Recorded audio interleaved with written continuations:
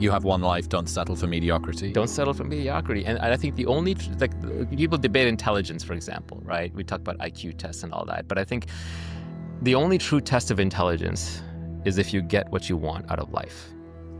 So it's a choice that people have to make in life. And if you don't believe that you're here for a reason, your life will seriously hurt. If you think the price of winning is too high, wait till you get the bill from regret. Where you are in life right now is exactly where you chose to be, whether you believe it or not, whether you accept it or not. That is the reality of the situation. There's a plethora of opportunity, access, and information out there for you to become successful, for you to build the life that you want. But the truth is that you don't think it's possible and that you're comfortable with the life that you have. Therefore, you live and operate accordingly. So where you are right now in life, whether you believe it or not, is where you chose to be. And that is the truth. So ladies and gentlemen, where do you want to be? That is the question. Imagine that you're in a movie, and imagine the movie begins now, and you're the hero of the movie. Yeah. What would that guy do?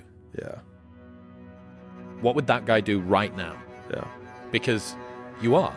Who's holding you back? The system, the man, the woman, the ideology, the culture, all that stuff, bro. If you want to become a high-tier individual and if you want to live life on your own terms and be the wielder of your future, the main character of your life, then you need to start moving with intention. You need to start moving and operating with a lot of power. What one big thing could that guy accomplish that would make all of the mediocrity of your life up to this point irrelevant? And why are you not putting every single ounce of your effort to prove that one point so that you could then justify everything up to that point? So it wouldn't have been mediocrity, it would have been the path to get there. Exactly, thank you. It would have been the journey. These fucking computers, phones, Instagramming back and forth, whatever you call it nowadays, tweeting and texting and shit. Get back to work. It's time to get back to work. Stop hearing yourself talk. Get off the podcast. Don't be on social media too much. Cut out all the fucking noise. Get back to the fucking mental lab. Some of you need to give up your cell phone because the time you spend on your cell phone could be used for your success. The time you could be using to be successful, you're using it on the cell. And the cell phone is not bringing you nothing but a bill. We waste so much time on our little gadgets. It's unreal. And we talk about we have no time. If you really you have to take your day and write down this one day. Everything you do, write that down, and you're like, my God, I am wasting so much time on frivolous. It's not even funny. I mean, it will. If it doesn't infuriate you, it should, because there's so much time. I can't get it in. Look at your schedule. You just wasted 7 hours today on it. I mean, and you don't have an hour a day to try to get something in for yourself. Right now in life, your family's looking for that one guy right now. They're looking for that one guy who's strong. Who's that pillar for the family in hard times? Make sure they look around and find you. These are the times right now for you to step up. Be that guy that can take anything. Why not you? You've got the brains, you can make decisions, you can study the plan, you can change your life, you can grow immensely in the next few years, you can make your dreams come true. You can build a financial wall around your family nothing can get through. You can become healthy. You can become powerful. Why not you? Okay. This might be counter to most people's beliefs, but I think most people have the potential to be exceptional, and because most people are peculiar in their own way. They just stifle that because they want to be accepted by most people, but in so doing, never accomplish what they want to do because they conform. Sometimes people make it seem like you have to have certain prerequisites or a crazy life story in order to be successful in this world.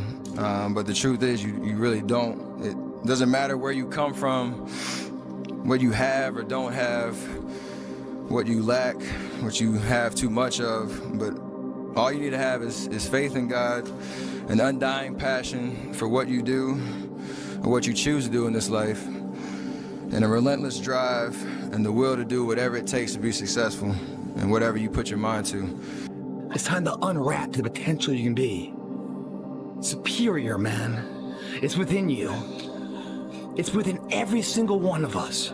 And the people that have risen to that level were no different than any one of us.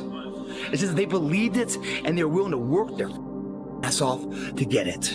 You know, living life of quiet desperation. I mean, that just terrifies Well, that's Thoreau's quote, that most men live lives of quiet desperation. It's one of my favorite quotes ever because it's true. And I've been that guy. Oh my God. You're just in this world where you just can't wait to just run away.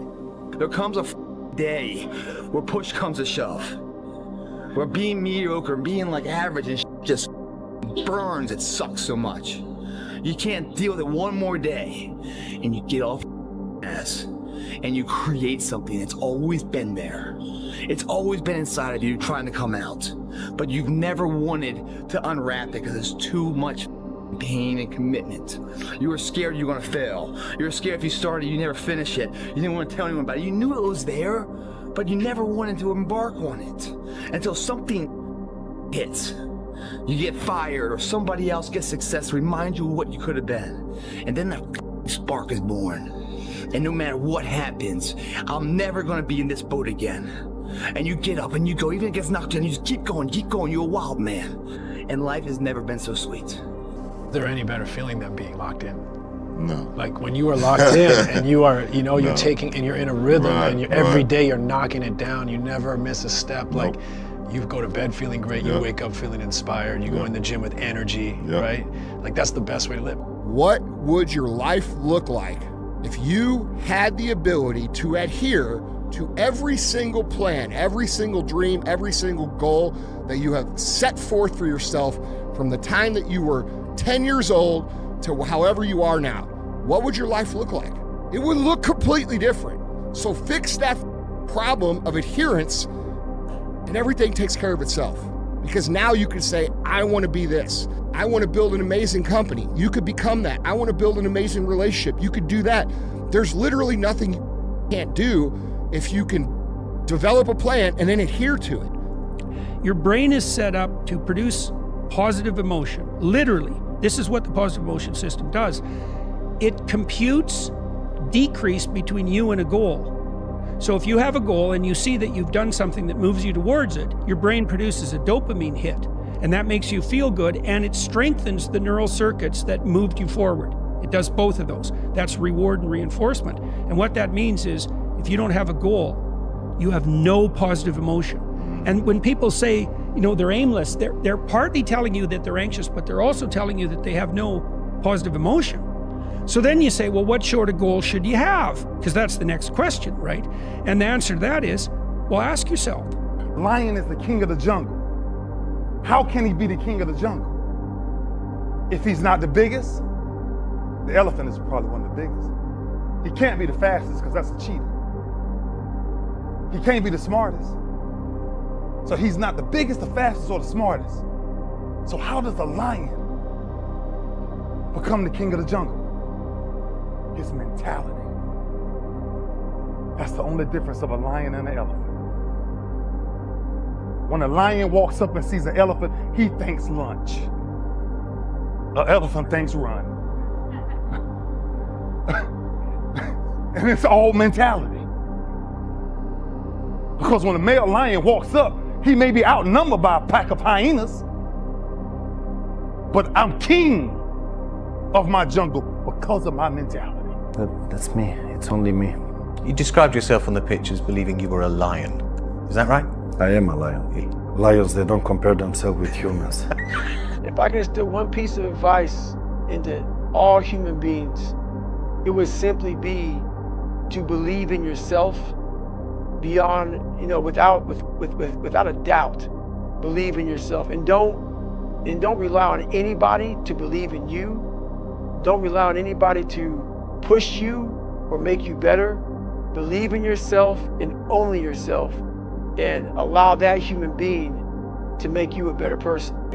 Why did you believe that you could pull off this upset? You know, if you don't believe in yourself, what you do, you never achieve the nothing. I believe. My team believe me. And you all should believe in yourself. Let's face it, it's you against you out there. When you walk on that court, You have to think, I am the best. Best ever. I'm the most brutal and vicious and most ruthless champion there's ever been. There's no one can stop me. Lynx is a conqueror. No, I'm Alexander. He's no Alexander. I'm the best ever. There's never been anybody as ruthless. I'm Sonny Liston. I'm Jack Dempsey. There's no one like me. I'm from Nairclaw. There's no one that can match me. My style is impetuous. My defense is impregnable. And I'm just ferocious. I want your heart. Beliefs become self-fulfilling.